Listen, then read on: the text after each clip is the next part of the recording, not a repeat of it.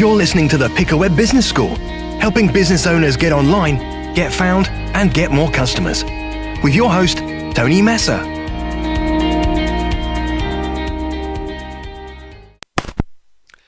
Hi, this is Tony Messer, and welcome to today's podcast, where we're going to be looking at what are the basics that you need to start selling online. So, you've got your new business, great. You've got a domain name, you want to start selling online.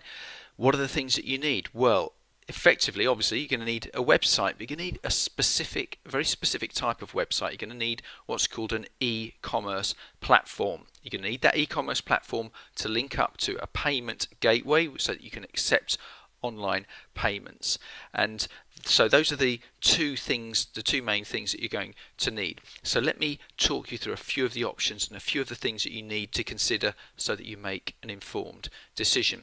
Now, there's loads and loads of different e-commerce platforms out there. Basically, these are shopping cart tools so that you can list all of your products on there. People can choose what they want. They add them to the basket, or they can remove them from the basket. They're then taken through to a checkout page. They can enter their address details, make payment, and then the order will come through to you, and you can then fulfill the order. So that's the very sort of basic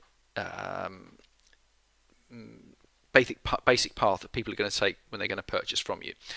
So e-commerce platforms, I'd say that you're probably going to be looking at several. The first will be tools like PrestaShop, WordPress, WooCommerce, and then you've got Magento. And let's look at all of these. Now, free tool, most hosting companies will provide that. We provide free. It's an open source platform, so you can install it in one click and you're up and running. Pretty easy to use, and it's got all of the main features that you'd want, and that will integrate with loads and loads of different payment providers. Then you've got another tool called WooCommerce, and WooCommerce is basically the e-commerce add-on, the really popular one that goes with WordPress. Now, WordPress is the world's most popular web design tool. It's called a content management system. Over 25% of all websites on the internet are built using WordPress, so it's extremely popular, and that's one of the real advantages of using WordPress, is that it's extremely resilient, it's extremely popular. There's loads and loads of different tools that you can integrate with it. You're going to find loads of different designers and developers that you can work with, so there's a very competitive market for that type of service. Now, WordPress doesn't come native with an e-commerce platform, so the WooCommerce add-on is very much recommended for that, and so you get the power of WordPress with a really slick, neat shopping carts tool on top of it. So WooCommerce comes very highly recommended. One of the real advantages of the WordPress WooCommerce option is that you can get lots and lots of low-cost ready-made templates. So if you're on a tight budget, you want to get up and running, you want to look professional, it's really important to reassure your visitors that you're a professional organization, then you can get a ready-made template that looks absolutely brilliant. They work really well on any device, whether that's desktop, laptop, mobile, so they're all mobile, they're usually mobile friendly. Just double check that. It's called responsive design, so just make sure if you are going to go down that route and buy a template that it's mobile friendly. Okay, then going up the ladder, we've got Magento. Now, Magento, again, it's a free tool, open source. It's extremely powerful, and it comes in a couple of varieties.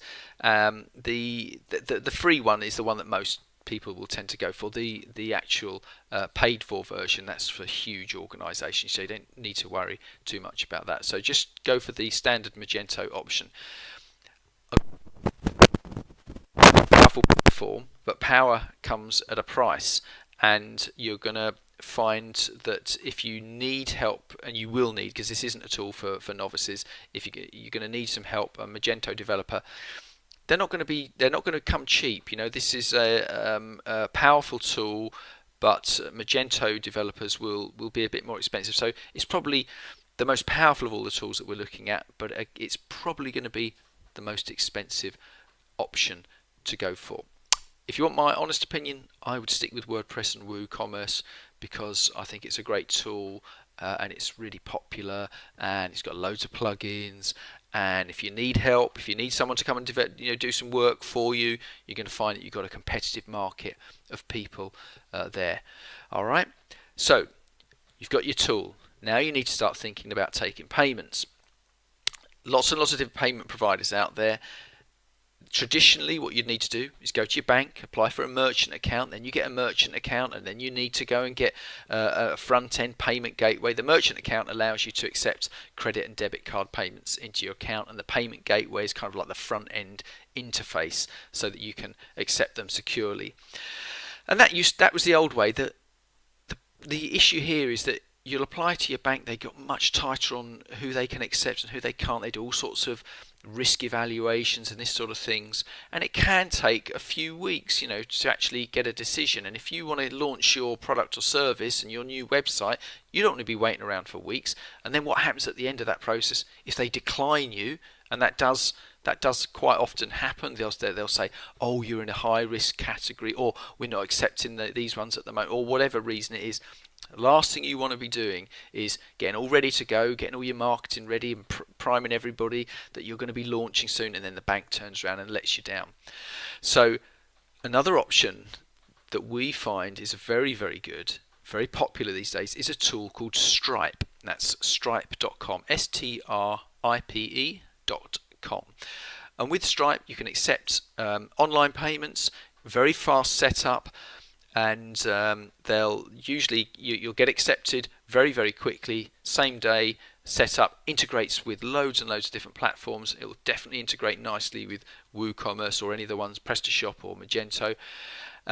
Good transaction rates, the actual percentage that they charge. You're always going to have to pay someone a commission somewhere along the line, but they've got very competitive rates.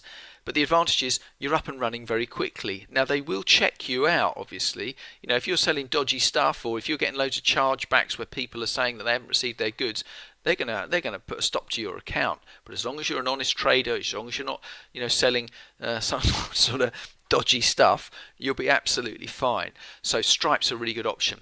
Now I would also recommend using PayPal.